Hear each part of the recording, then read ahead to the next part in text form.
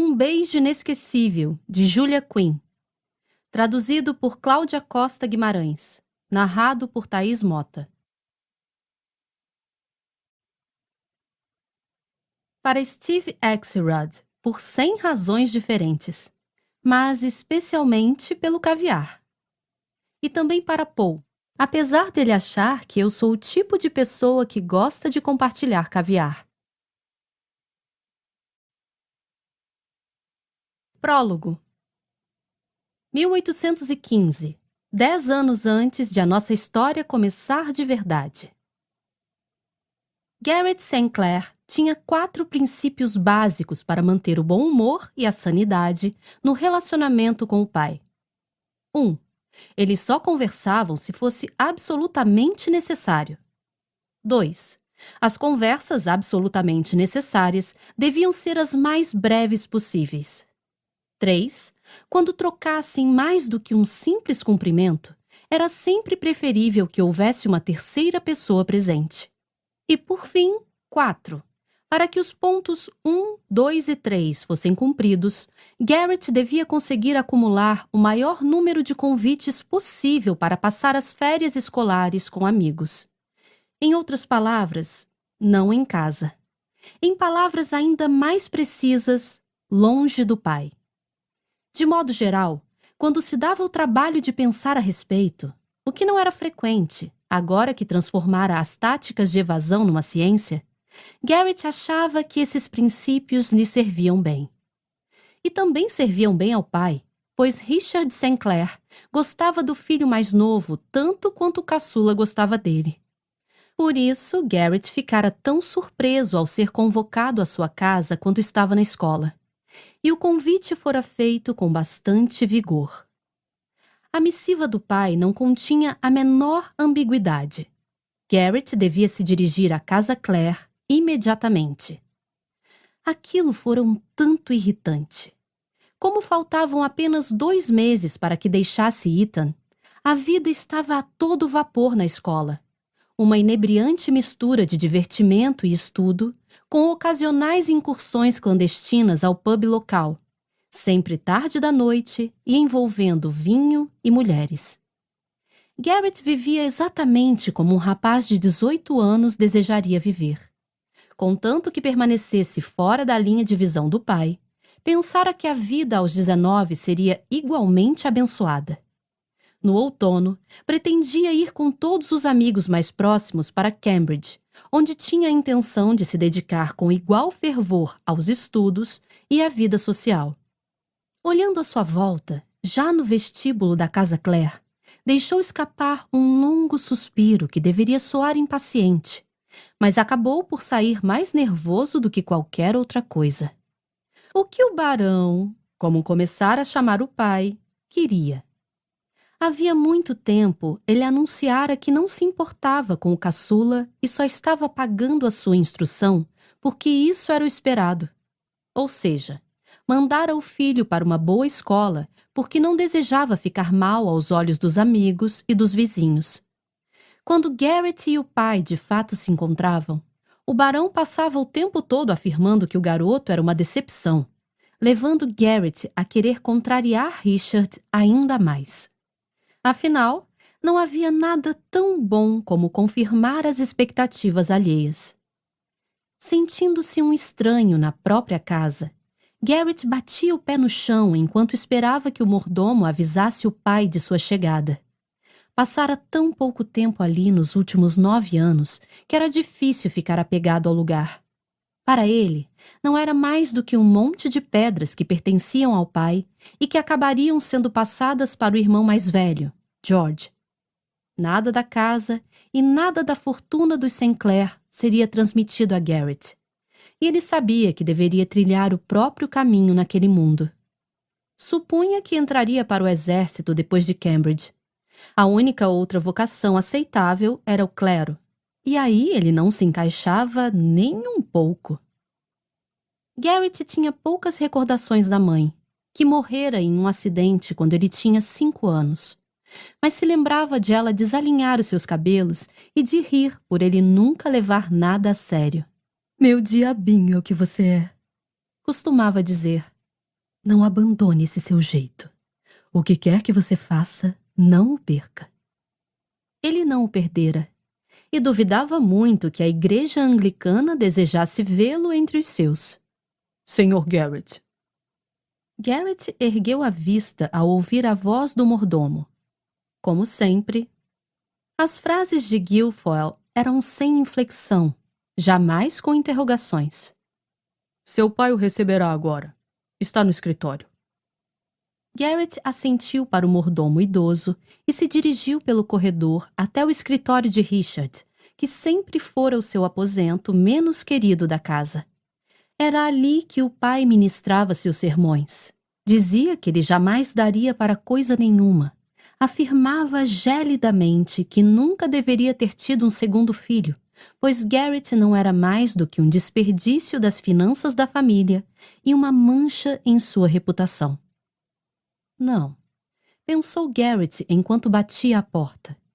Não havia lembranças felizes naquele lugar. Entre! Garrett empurrou a pesada porta de carvalho e deu um passo para dentro. O pai estava sentado atrás da escrivaninha, rabiscando algo numa folha de papel. Parece estar bem, pensou Garrett casualmente. O pai sempre parecia estar bem.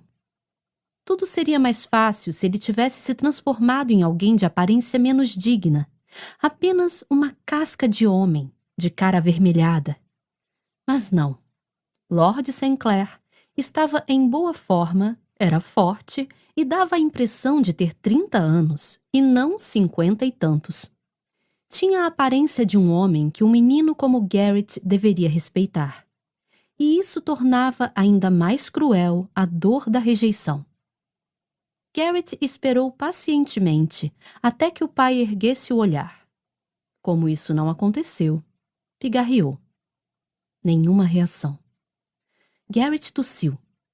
Nada. Garrett rangeu os dentes.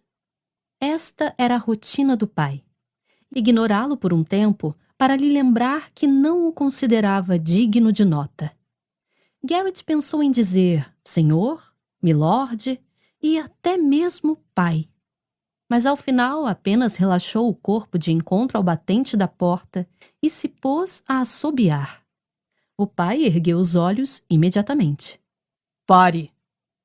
Garrett arqueou a sobrancelha e ficou em silêncio. E fique em pé direito. Por Deus! Disse o barão, irritado. Quantas vezes eu já lhe disse que assobiar é falta de educação?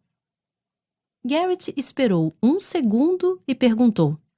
Devo responder ou é uma pergunta retórica? O rosto do pai ficou avermelhado. Garrett engoliu em seco. Não devia ter dito aquilo. Sabia que o tom deliberadamente jocoso enfureceria o barão. Mas de vez em quando era tão difícil ficar de boca fechada. Passara anos tentando fazer com que o pai gostasse dele, mas, por fim, desistira. Agora, se pudesse ter a satisfação de deixar o velho tão infeliz quanto ele o deixava, que assim fosse. Cada um encontrava os seus prazeres onde podia. Estou surpreso que esteja aqui, comentou o pai. Garrett pestanejou aturdido. O senhor me mandou vir. A triste realidade era que jamais havia desafiado o pai. Não de verdade. Cutucava, incitava, acrescentava um toque de insolência a cada uma de suas afirmações e ações, mas nunca se portava de maneira explicitamente desafiadora. Era um covarde miserável. Em seus sonhos, ele reagia. Em seus sonhos, dizia ao pai o que achava dele.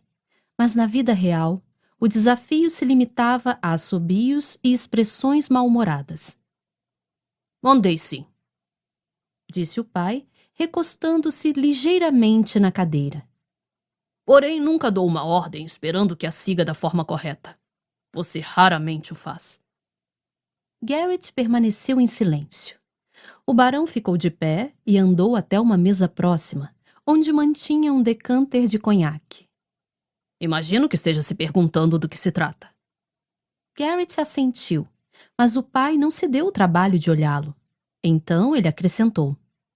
Sim, senhor. O barão sorveu o conhaque com grande satisfação, e Garrett aguardou enquanto ele saboreava o líquido âmbar.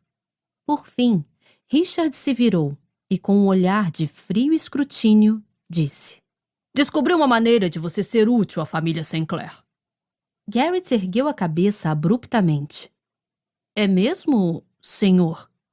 O pai tomou outro gole, então baixou o copo. Com efeito. O barão olhou diretamente para Garrett pela primeira vez durante a conversa. Você vai se casar. Senhor? Indagou Garrett, quase engasgando. Esse verão. Confirmou Lord Sinclair. Garrett agarrou o espaldar da cadeira para se manter de pé. Pelo amor de Deus, ele só tinha 18 anos. Era jovem demais para se casar. E quanto a Cambridge? Será que poderia estudar depois de casado? E onde ficaria a esposa? E com quem iria se casar? Trata-se de um ótimo acordo, continuou o barão. O dote restabelecerá as nossas finanças. As nossas finanças, senhor? Sussurrou Garrett. Lord Sinclair cravou o olhar no filho como se fincasse garras. Estamos hipotecados até a alma, respondeu asperamente. Mais um ano e perderemos tudo que não fizer parte da linha de sucessão. Mas como? Eton não é uma escola barata, vociferou o barão. Não, mas certamente não era cara o bastante para levar a família à mendicância, pensou Garrett, desesperado. Aquilo não podia ser apenas culpa sua. Você pode até estar desapontado, continuou o pai. Mas nunca me esquivei das minhas responsabilidades. Você recebeu a educação de um cavalheiro. Teve um cavalo, roupas e um teto sobre a cabeça. Agora é hora de se comportar como um homem. Com quem?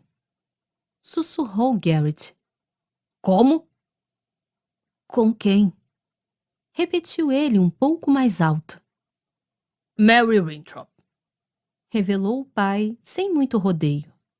Garrett sentiu o sangue se esvair do corpo. Mary... Filha de Rhoda, acrescentou o pai, como se Garrett não soubesse. Mas Mary... Será uma ótima esposa, interrompeu o barão. Será dócil. E você poderá deixá-la no interior se desejar vadiar pela cidade com os tolos dos seus amigos. Mas, pai, Mary... Já aceitei em seu nome. Está feito. Os acordos já foram assinados. Garrett lutava para respirar. Aquilo não podia estar acontecendo. Não deveria ser permitido forçar um homem a se casar. Rhodan gostaria que fosse em julho, acrescentou o pai. Eu disse que não temos objeções. Mas, Mary... Falou Garrett arfante. Eu não posso me casar com Mary. Uma das sobrancelhas grossas do pai se arqueou. Você pode e vai se casar. Mas, pai, ela é... Simplória? Completou o pai e riu. Quando ela estiver embaixo de você na cama, não vai fazer a menor diferença. De qualquer forma, não precisa ter nenhuma relação com ela agora. Aproximou-se do filho até estarem desconfortavelmente próximos. A única coisa que precisa fazer é aparecer na igreja. Compreendeu? Garrett permaneceu em silêncio, imóvel. Só conseguia respirar. Conhecia Mary Winthrop desde sempre. Era 1 ano mais velha do que ele, e as propriedades das duas famílias ficavam uma ao lado da outra havia mais de um século. Tinham brincado juntos na infância, mas logo ficara claro que Mary não era exatamente boa da cabeça. Garrett permanecera como seu defensor sempre que se encontrava na região. Fizera sangrar mais de um valentão que a insultara ou quisera se aproveitar de sua natureza doce e despretensiosa. Mas não podia se casar com ela. Mary era como uma criança. Isso devia ser pecado. E mesmo que não fosse, não podia tolerar a ideia. Como Mary compreenderia o que deveria acontecer entre um homem e sua esposa? Nunca poderia dormir com ela. Nunca. Garrett se limitou a fitar o pai, sem palavras.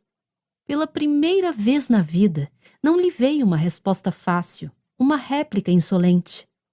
Não havia palavras. Simplesmente não havia palavras para um momento como aquele.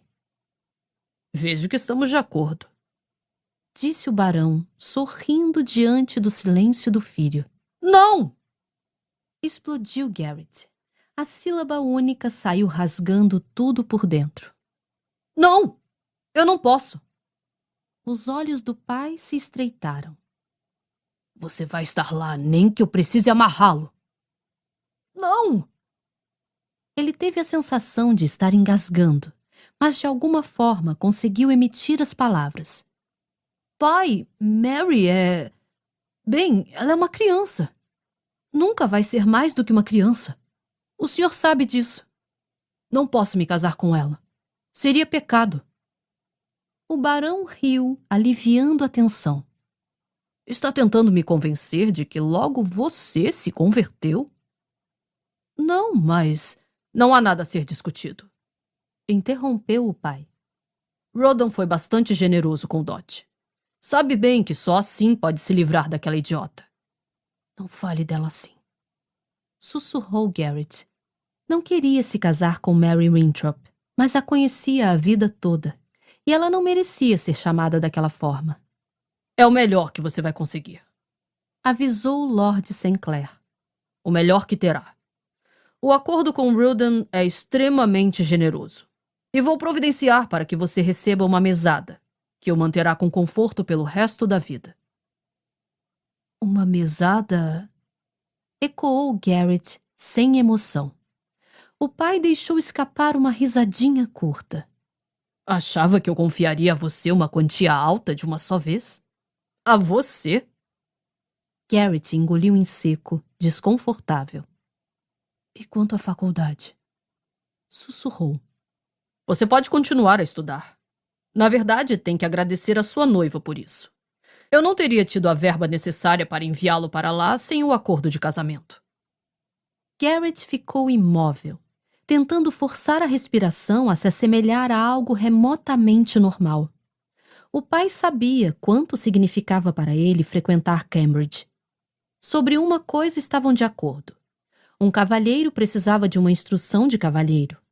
Não importava nem um pouco que Garrett desejasse ardentemente a experiência como um todo, tanto social quanto acadêmica, enquanto Lord Sinclair a via apenas como algo que um homem devia realizar para manter as aparências. Aquilo ficara decidido havia anos. Garrett estudaria lá e se formaria. Mas agora, parecia que Lord Sinclair sempre soubera que não podia pagar a instrução do filho mais jovem. Quando planejara lhe contar? Enquanto Garrett estivesse fazendo as malas? Está feito, Garrett, disse o pai asperamente. E tem que ser você. George é o herdeiro e não posso permitir que ele macule a linhagem. Além do mais, acrescentou, franzindo os lábios, eu não o sujeitaria a uma coisa dessas. Mas me sujeitará? Sussurrou Garrett. O pai o odiava, o desprezava tanto assim. Ergueu a vista para encarar o pai, para fitar o rosto que lhe trouxera tanta infelicidade. Nunca houvera um sorriso, uma palavra de encorajamento. Nunca um... Por quê? Garrett ouviu-se dizer. As palavras pareciam ditas por um animal ferido, patético e lamentoso. Por quê? O pai limitou-se a ficar parado, segurando a beirada da mesa até os nós dos dedos ficarem brancos. E Garrett nada pôde fazer além de fitá-lo, de alguma forma hipnotizado pela visão mais do que corriqueira das mãos do pai. Eu sou seu filho, sussurrou, ainda incapaz de tirar os olhos das mãos do barão.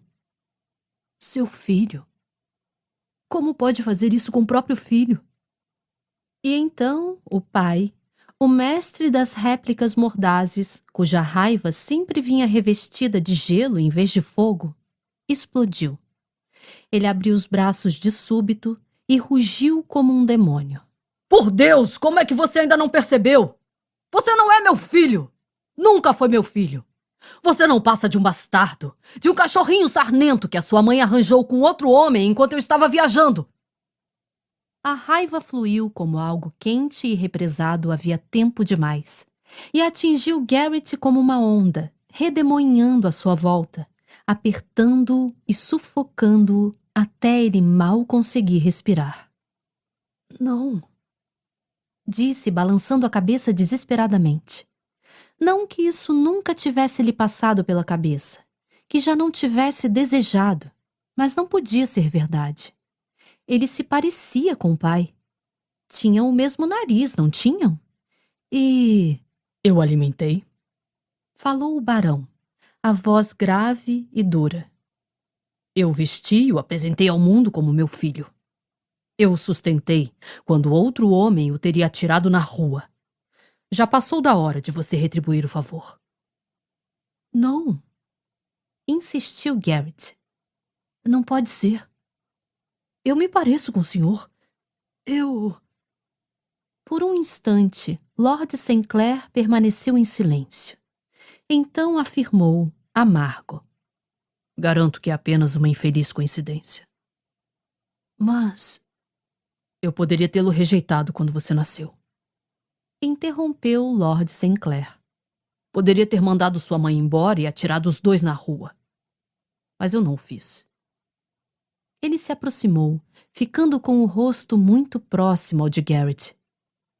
Você foi aceito e é legítimo. Então, com uma voz furiosa e grave, acrescentou. Você me deve. Não! Disse Garrett, a voz finalmente convicta. Não! Não vou fazer o que está me pedindo.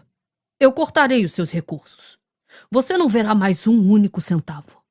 Pode esquecer os seus sonhos de Cambridge, o seu... Não! Repetiu Garrett, e dessa vez soou diferente. Sentiu-se diferente. Aquilo era o fim, deu-se conta. O fim da sua infância, o fim da sua inocência e o começo de...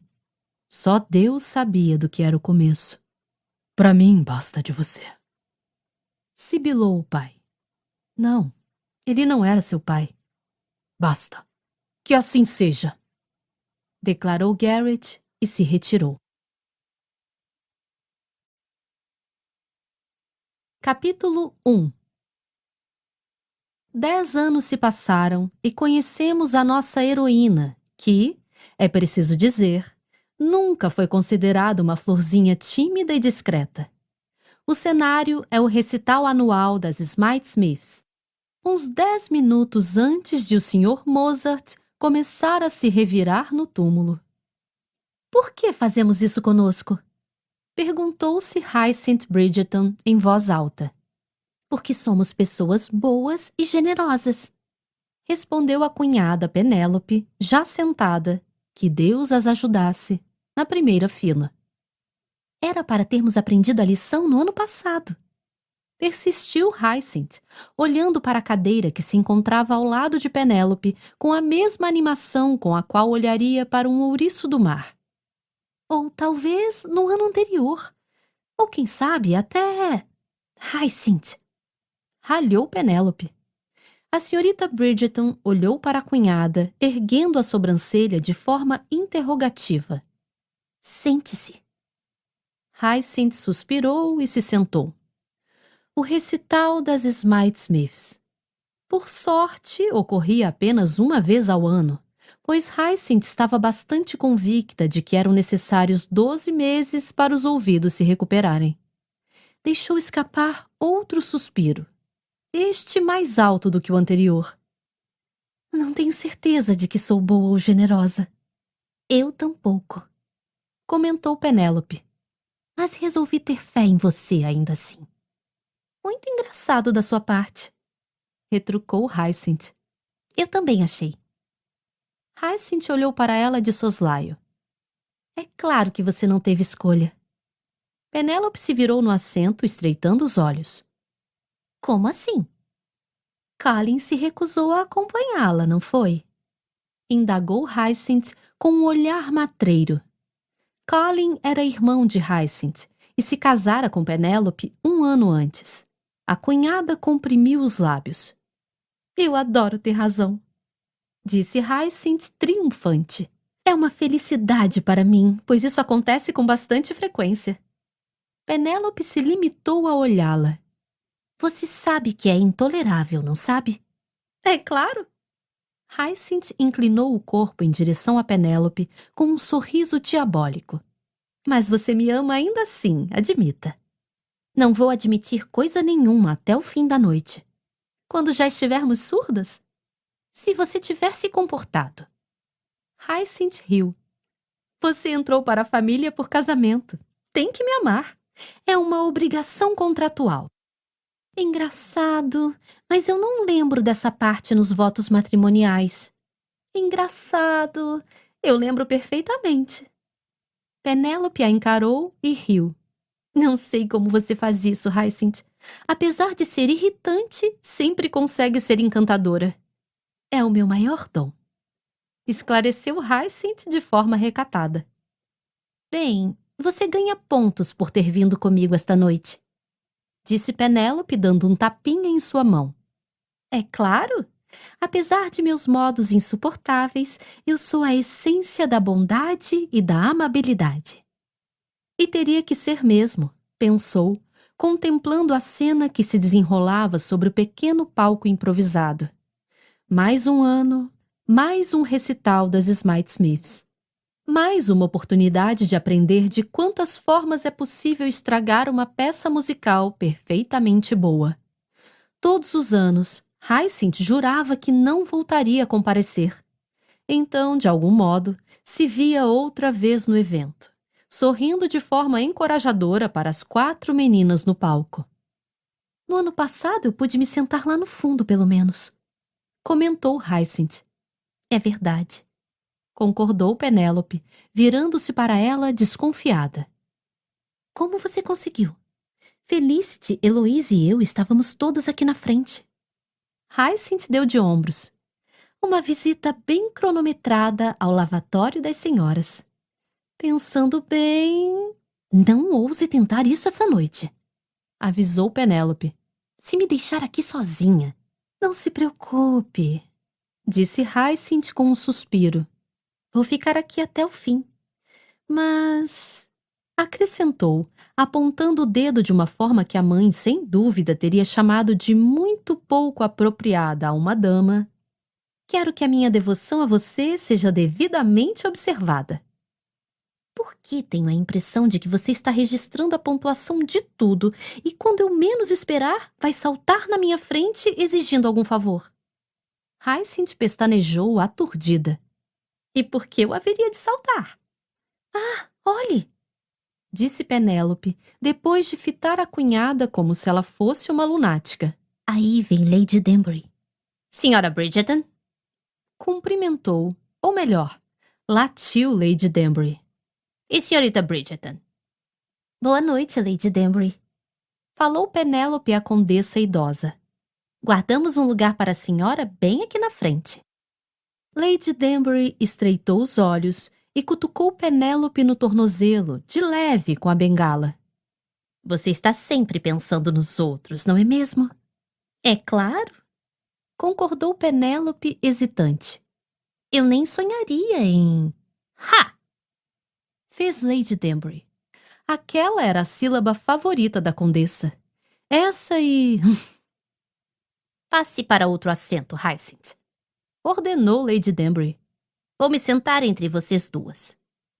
Obedientemente, Hyacinth pulou uma cadeira para a esquerda. Acabamos de ponderar quais seriam nossos motivos para vir, comentou ela enquanto Lady Danbury se acomodava em seu lugar. Eu não encontrei nenhum. Não posso falar por você, mas ela... Lady Danbury indicou Penélope com a cabeça. Está aqui pelo mesmo motivo que eu. Pela música? Indagou Hyacinth, talvez um pouco educadamente demais. Lady Danbury virou-se outra vez para Hyacinth, o rosto se contraindo naquilo que poderia ser considerado um sorriso. Sempre gostei de você, Hyacinth Bridgerton. Eu também sempre gostei da senhora. Imagino que seja porque vai ler para mim de vez em quando. Toda semana. Lembrou-lhe Hyacinth. De vez em quando, toda semana. Pff. A mão de Lady Danbury cortou o ar com um aceno desdenhoso. É tudo a mesma coisa quando não se faz um esforço diário. Hyacinth achou melhor não dizer nada. Lady Danbury certamente encontraria uma forma de distorcer suas palavras, transformando-as numa promessa de visitá-la todas as tardes. E, devo acrescentar, continuou Lady Danbury com uma fungada. Você foi extremamente descortês na semana passada, me deixando com a pobre Priscila pendurada em um precipício. O que estão lendo? Perguntou Penélope. Senhorita Butterworth e o Barão Louco, respondeu Hyacinth. E ela não ficou pendurada. Ainda. Você leu mais adiante?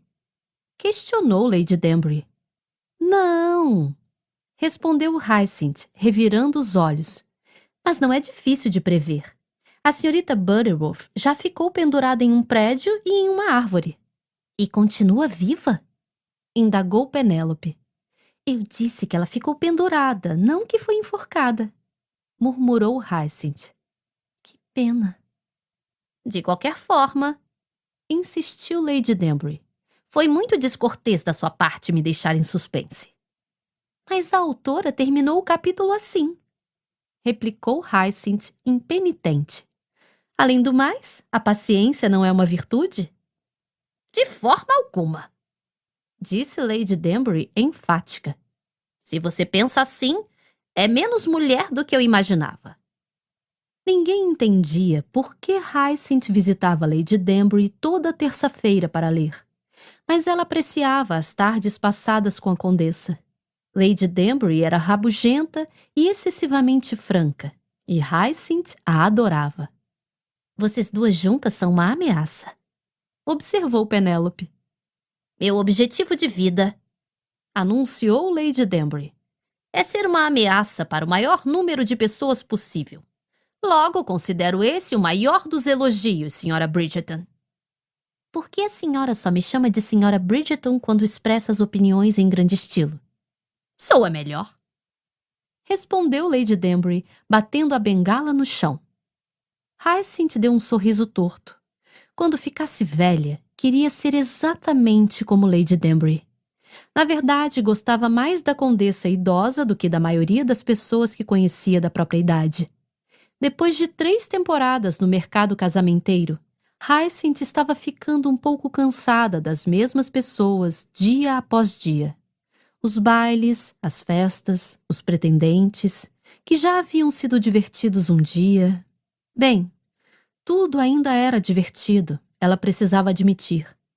Hyacinth certamente não era uma dessas meninas que se queixava da riqueza e do privilégio que era forçada a tolerar. Mas não era a mesma coisa. Já não prendia a respiração toda vez que entrava num salão de baile. E uma dança era, agora, apenas uma dança. E não mais o mágico rodopio que fora em anos passados. Ela se deu conta de que o entusiasmo acabara. Infelizmente, sempre que mencionava isso para a mãe, o comentário era: encontre o marido. Violet Bridgerton fazia enorme questão de assinalar que isso mudaria tudo. Havia muito tempo, a mãe deixara a sutileza de lado quando o assunto era a solteirice da 4ª e última filha. Tinha se transformado numa cruzada pessoal, pensou Hyacinth soturnamente. Esqueçam Joana d'Arc. Nem praga, peste ou amante pérfido desviariam Violet de Mayfair do objetivo de ver os 8 filhos casados e felizes. Restavam apenas 2, Gregory e Hyacinth. Embora ele tivesse apenas 24 anos, uma idade considerada aceitável, um tanto injustamente na opinião da caçula, para um cavalheiro permanecer só. Mas Hyacinth, com 22 anos? A única coisa que impedia o completo colapso da mãe era o fato de a irmã mais velha, Eloise, só ter ficado noiva na avançada idade dos 28 anos. Em comparação, Hyacinth estava praticamente de fraldas. Ninguém poderia dizer que a moça era ignorada, mas até ela precisava admitir que estava se aproximando de tal posição. Havia recebido algumas propostas desde o seu debut 3 anos antes, mas não tantas quanto seria de esperar, considerando seu aspecto físico. Não era a menina mais bonita da cidade, mas certamente melhor do que pelo menos metade. E a sua fortuna, não o maior dote do mercado, mas o bastante para que um caçador de fortunas a olhasse com mais atenção. E as suas relações eram, é claro, não menos do que impecáveis. O irmão herdara do pai o título de Visconde Bridgerton, e, apesar de não ser a mais alta honraria do país, a família era imensamente popular e influente. E como se isso não fosse o bastante, a irmã Daphne era a duquesa de Hastings, e a irmã Francesca, a condessa de Kilmartin. Se um homem quisesse se alinhar às famílias mais poderosas da Grã-Bretanha, podia arranjar coisa bem pior do que Hyacinth Bridgerton. Mas se alguém se desse o trabalho de refletir sobre o número de propostas que Hyacinth recebera, o que ela não gostava de admitir ter feito, a situação começava a parecer bastante ruim, de fato. 3 propostas na primeira temporada. 2 na segunda. 1 no ano anterior. E, até o presente momento, nenhuma nesta. A única explicação possível era que ela estivesse ficando menos popular. E se alguém por acaso fosse tolo bastante para alegar isso, Hyacinth tomaria o partido oposto, apesar dos fatos e da lógica que se apresentavam. E era bem provável que vencesse a discussão. Raramente havia um homem, ou mulher, mais espirituoso, articulado ou bom de debate do que Hyacinth Bridgerton. Num raro momento de autorreflexão, imaginou que isso pudesse ter a ver com o motivo pelo qual o número de propostas vinha caindo num ritmo tão alarmante. Não importava, pensou, observando as Smythe Smiths andarem em círculos pelo pequeno tablado montado na parte frontal do salão.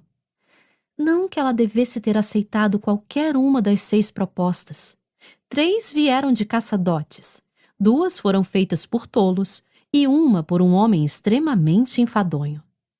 Era melhor permanecer solteira do que se acorrentar a alguém que a entediaria a ponto de levá-la às lágrimas.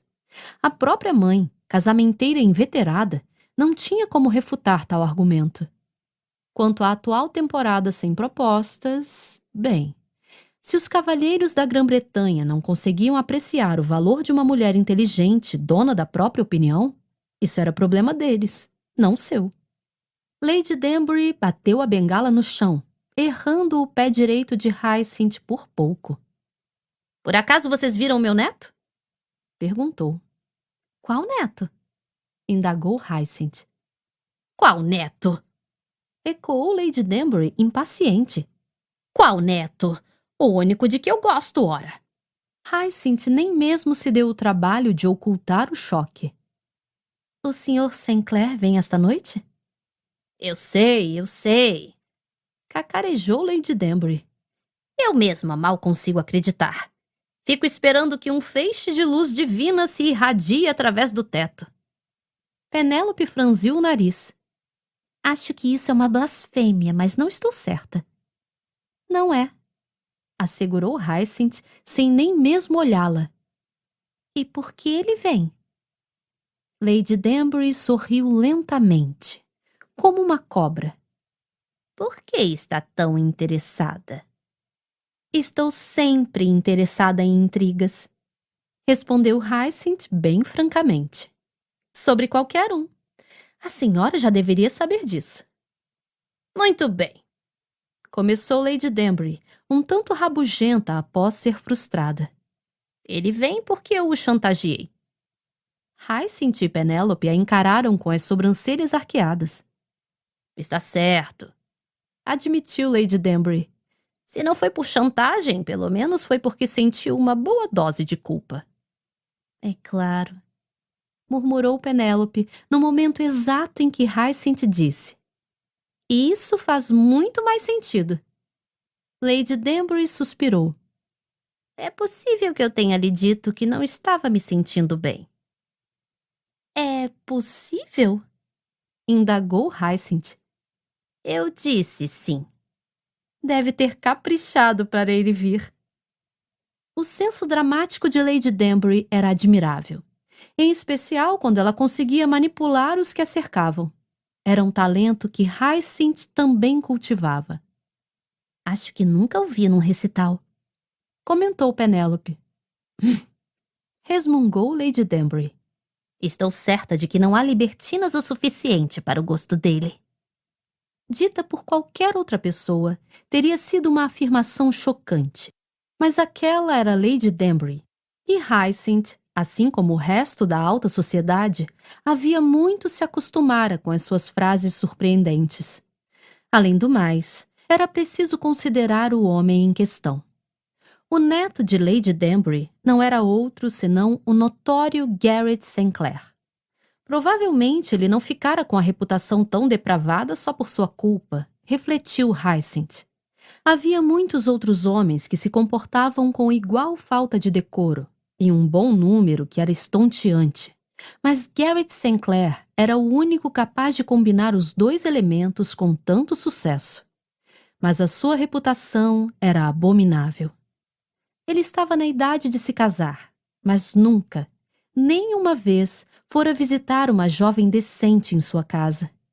Hyacinth estava bastante certa disso, pois, se alguma vez ele tivesse apenas insinuado interesse por alguém, a notícia logo teria corrido à boca pequena. Além do mais, Lady Danbury lhe contaria, já que amava o mexerico ainda mais do que ela. Havia ainda a questão do pai dele, Lord Sinclair. Os dois tinham uma conhecida desavença, mas ninguém sabia o motivo. Pessoalmente, Hyacinth achava que não comentar os problemas familiares em público era um ponto favorável a Garrett. Em especial, depois de ter conhecido o pai dele e tê-lo achado extremamente grosseiro, logo acreditava que o jovem Sinclair não tinha culpa. A situação acrescentava um ar de mistério ao homem, que já era carismático. Na opinião de Hyacinth, isso o transformava num desafio para as senhoras da alta sociedade. Ninguém parecia saber ao certo como encará-lo. Por um lado, as mães desviavam as filhas de seu caminho. Com certeza, uma ligação com Garrett Sinclair não faria bem à reputação de uma moça. Por outro lado, seu irmão morrera tragicamente jovem quase um ano antes, e agora ele era o herdeiro do baronato. Portanto, transformara-se numa figura mais romântica e cobiçável. No mês anterior, Hyacinth vira uma moça desmaiar, ou pelo menos fingir desmaiar, quando ele se dignara a aparecer no baile Bevelstoke. Fora estarrecedor. Hyacinth havia tentado dizer à tola infantil que ele estava ali apenas porque a avó o forçara a ir. E é claro, porque o pai estava viajando. Afinal, todos sabiam que ele só se associava com cantoras de ópera e atrizes. Sem dúvida, não se relacionaria com nenhuma das senhoras que talvez conhecesse no baile Bevelstoke. Mas a menina não pôde ser dissuadida de seu estado para lá de emotivo, e, por fim, acabara por despencar sobre um canapé vizinho, formando um amontoado suspeitosamente gracioso.